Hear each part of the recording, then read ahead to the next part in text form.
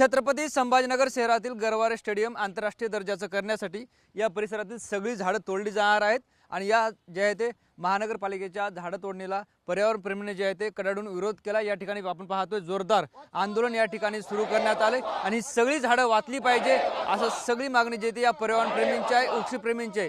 एकही झाड न तोडता या सगळ्या भागाचा विकास केला पाहिजे अशी सगळी मागणी आहे आणि ही सगळी झाडं वाचवण्यासाठी जे आहे ते पर्यावरण प्रेमी आता रस्त्यावर आल्याचं चित्र पाहायला मिळतं। यापूर्वी सुद्धा यांनी आंदोलन केलं होतं आणि कोणतंही झाड न तोडता विकास केला पाहिजे ही त्यांची मागणी आहे। आपण यांच्यासोबत सुद्धा संवाद साधणार आहोत। काय सांगाल सर, आंतरराष्ट्रीय दर्जाचं स्टेडियम करण्यासाठी झाडं तोडली जाणार आहेत, आपण आक्रमक भूमिका घेतली। मुद्दा हा आहे की आंतरराष्ट्रीय करावं किंवा कुठल्याही पद्धतीचा विकास करावा, आमचा त्याला मुळीच विरोध नाही आहे। हे कुठलंही काम करत असताना रस्त्याचं असू दे किंवा स्टेडियमचं असू दे, त्यावेळी पर्यावरणाचा शून्य विचार केला जातो।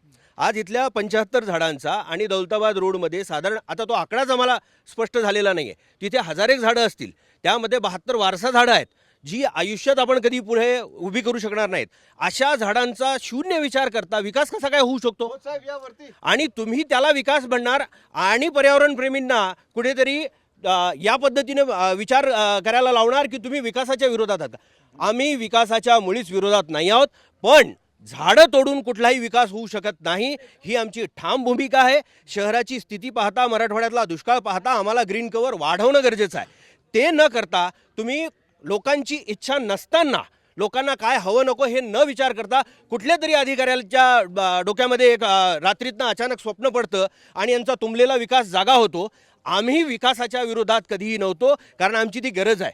परंतु ज्या पद्धतीने ही झाडं तोडण्याचा घाट घातला जातोय, संदेह निर्माण केला जातोय, प्रत्येक वेळी वेगवेगळी झाडांची संख्या सांगितली जाते।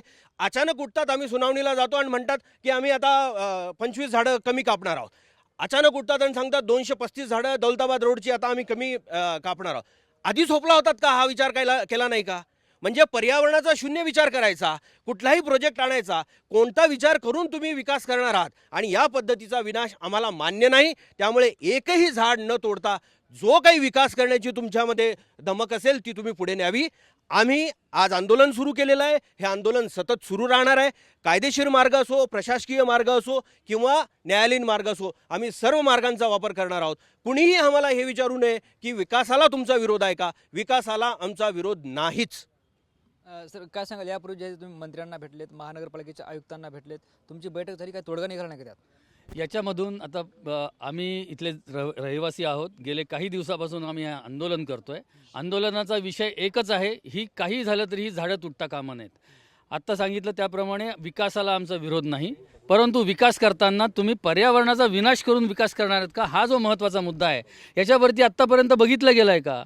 आमचा प्रश्न एवढाच आहे की ही झाडं आम्ही स्वतः 35-40 वर्षापासून इथं राहतोय।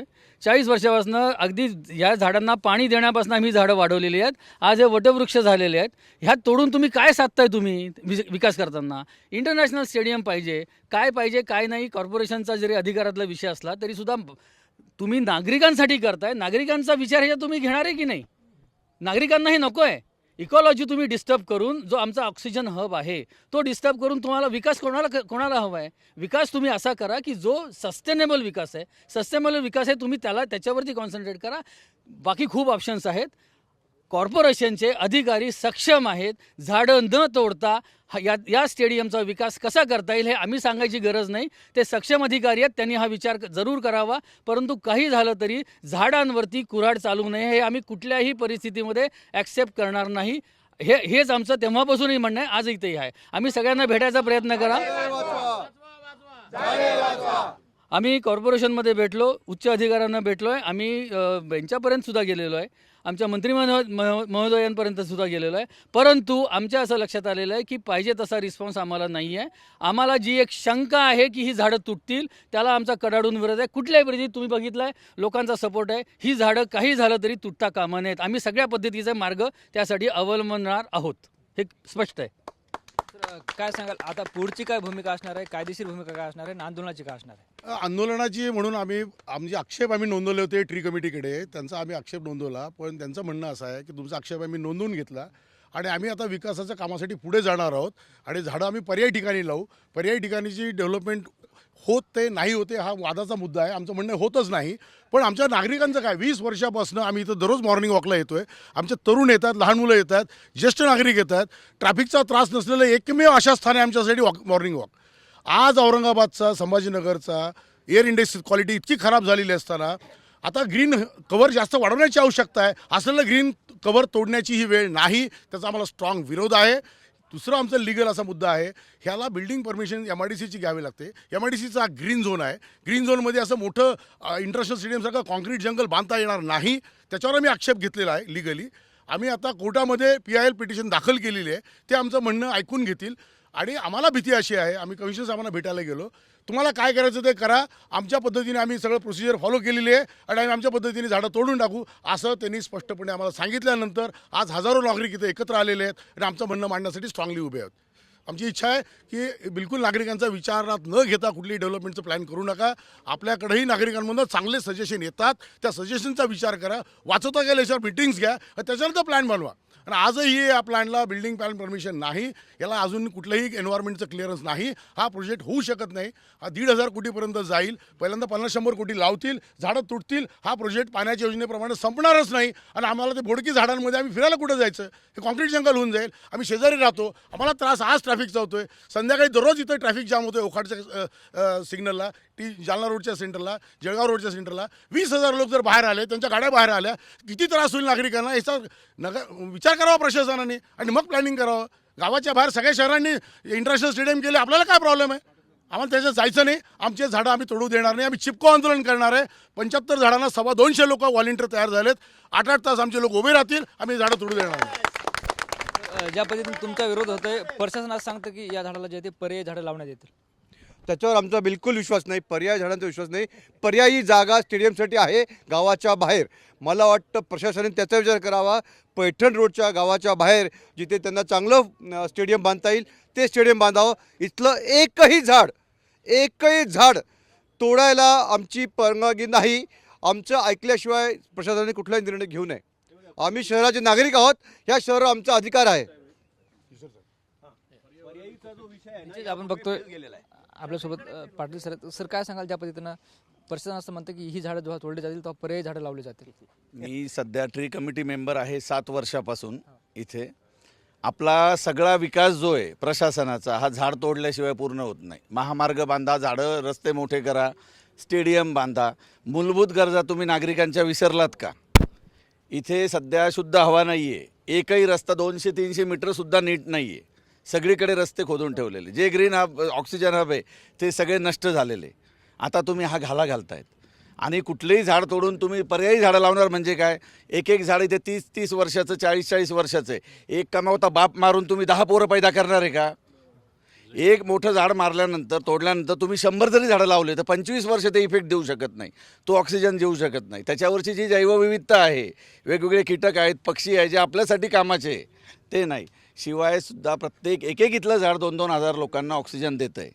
कुठलेही खूळ काढायचे. आंतरराष्ट्रीय हे करतोय स्टेडियम, त्या पडेगावला पण तसंच चालू आहे.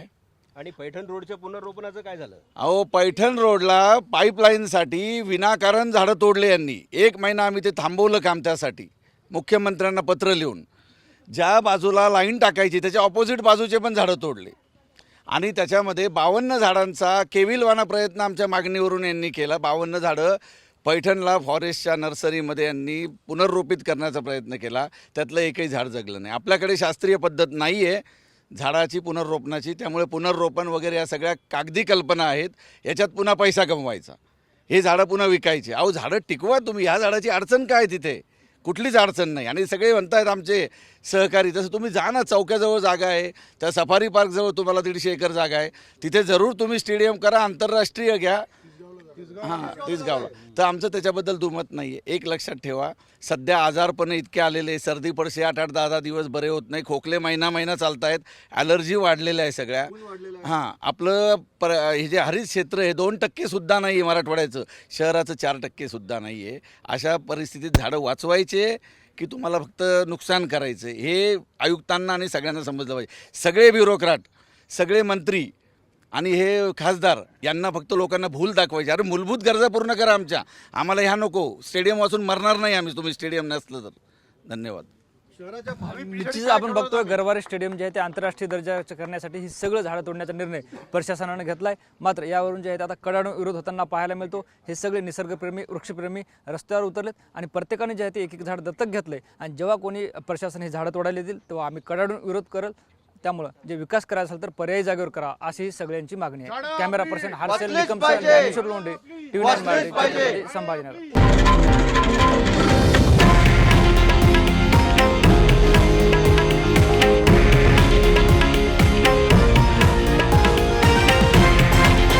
हे आहे देशातील नंबर 1 न्यूज नेटवर्क आणि आपण पाहत आहात TV9 मराठी, एकमेव.